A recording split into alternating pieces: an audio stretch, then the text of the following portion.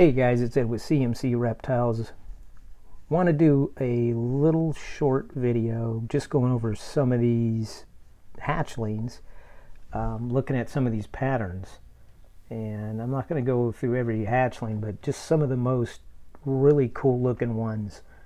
I have 4 that turned out like this guy right here with the broken up pattern, the ringers throughout.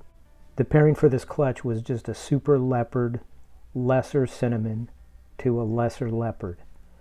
Now, I know the ringing is pretty common with leopards and even with like champagne and things like that, but to get these kind of markings, I mean, you could even see the saddle markings on the tail right there of this guy. What is really mind-blowing is the way the pattern fades away from on the sides to the top, and the way the pattern's all broken up on the dorsal and the markings on the side are all broken up, because the lesser leopard has pretty much perfectly straight lines, and I'll show you with one of the other hatchlings I have. It's just a lesser leopard cinnamon, and it doesn't have these markings like this.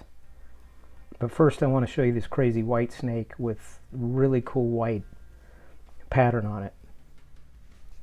So you could see pattern on this guy. This is definitely, like I said, I believe,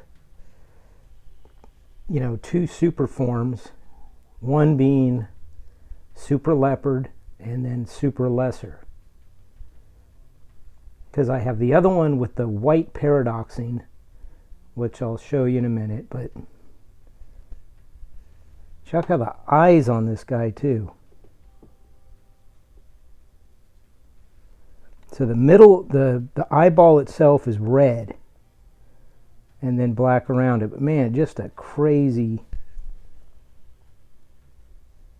animal. Again, this was just a pairing between a super leopard lesser to a leopard lesser. So I basically now have 2 of these guys with this type of pattern, on top of having several of the leopard combos with the crazy ringing on it.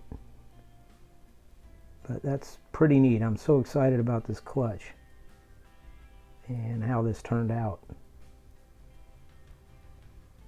And I'm just curious, as this snake gets older, will this pattern actually be able to show through a lot better every time it sheds? Again, this hatchling did shed. It's probably a month old.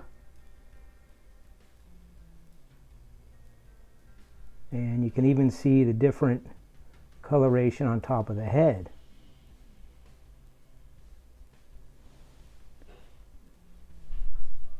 Yeah, and here's the other one, guys. This is the one that has almost kind of like paradoxing, it looks like, throughout this animal.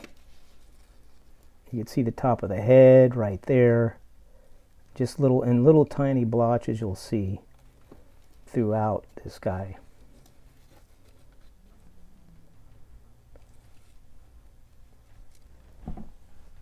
All the way to the end of the tail there. So basically have 2 of these, one more pronounced with more of the whiting going throughout the dorsal and almost through the whole body, like I just showed you on that other animal. Man, just blown away what this pairing actually did.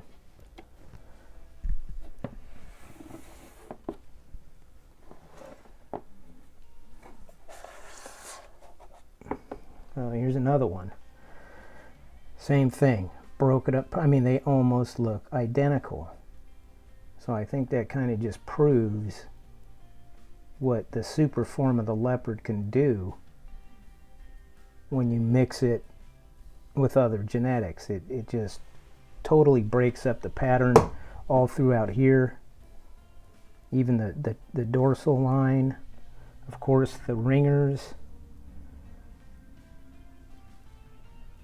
And I'll show you right now just a normal lesser leopard cinnamon.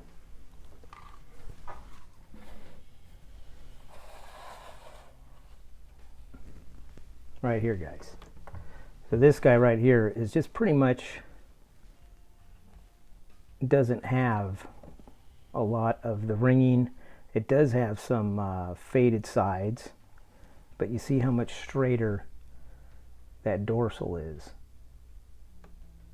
A much more defined line, and the pattern on the sides more defined.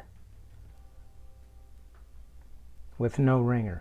A little bit of high white, so I mean, I'm not sure, but this more looks like the mother, except the mother didn't have cinnamon.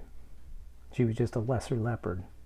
But you can see the cinnamon darken this animal up. Pretty cool. Alright guys, well I just wanted to share that with you. We'll go over, like I said, I'll do another video showing all the hatchlings maybe in another month to see how they're progressing.